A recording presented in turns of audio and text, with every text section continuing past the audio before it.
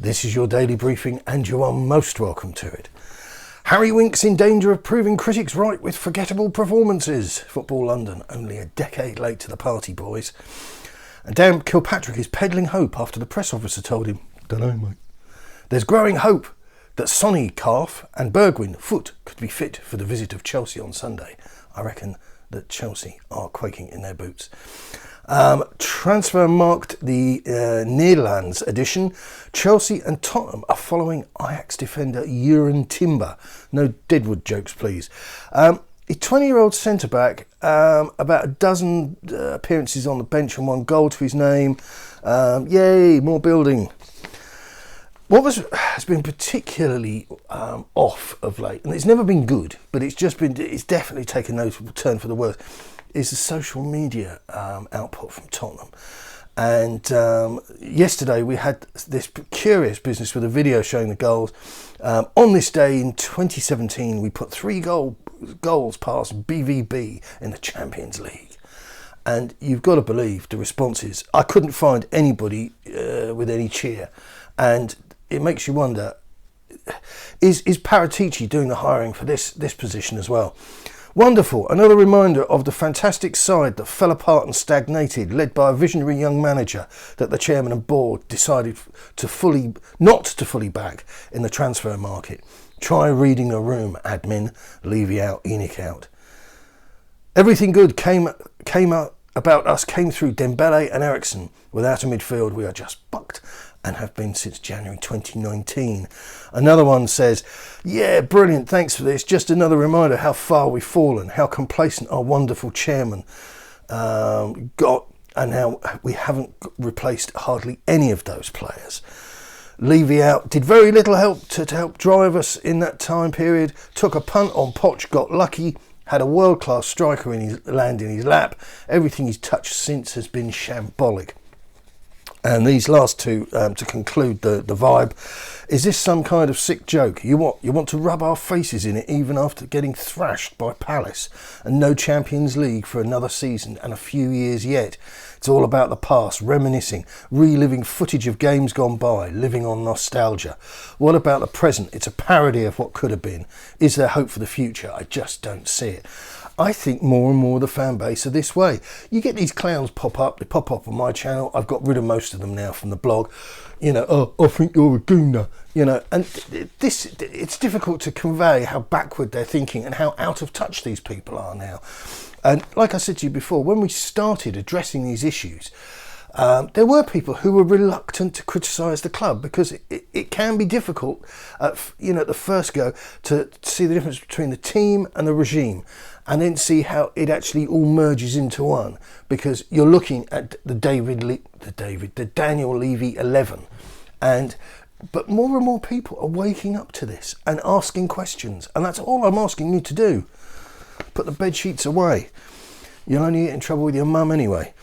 David Ornstein this could come back to haunt us. Arsenal backed out of the Emerson Royal transfer after Arteta was unconvinced about the defender just before Tottenham swooped.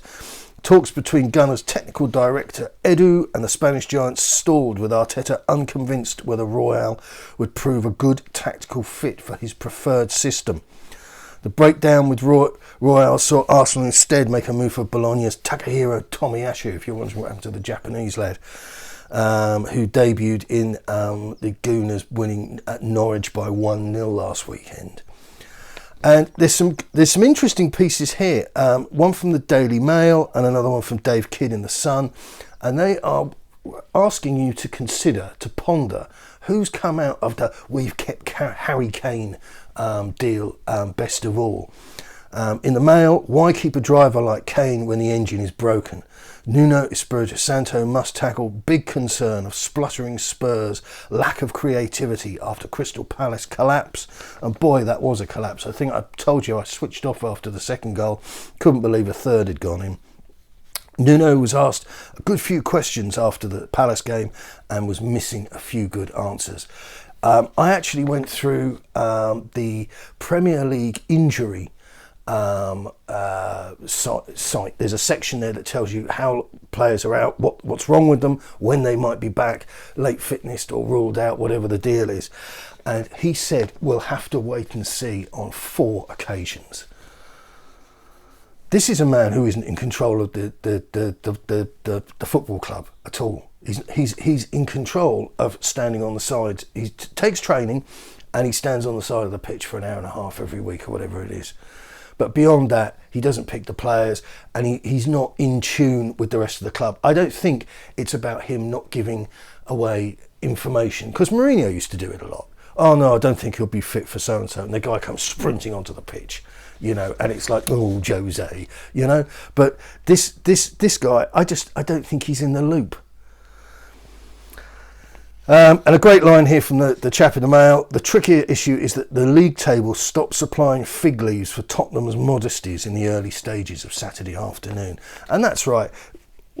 The line back from everybody was, I don't know what you're moaning about because we're top of the table and Arsenal at the bottom. And I can't remind you and repeat often enough, don't worry about them. Worry about what you're doing, what we're doing. And Dave Kidd comes down with the same line here, questioning the Harry Kane saga. Man City hurt Harry Kane more than Pep Guardiola. The Man City transfer saga, sorry. The Man City transfer saga, nothing untoward went on there. Man City transfer saga hurt Harry Kane more than Pep Guardiola. But can the Tottenham striker keep his mojo? Kane is going to regret the anticlimactic ending of his summer transfer far more keenly than Guardiola ever will. And again, what's the point of a driver of Kane's dimensions when you have no engine? Recurring theme and question there. I don't think there's going to be much more before we get the presser, hopefully, for the Europa Conference League game.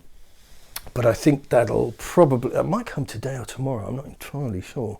But I'll bring you the pressers. We've bought all the pressers for everything. So if there's anything you particularly want to see, give us a shout. And if there is anything you desperately don't want to watch, then my advice is not to click on it. Good luck. Keep it Tottenham.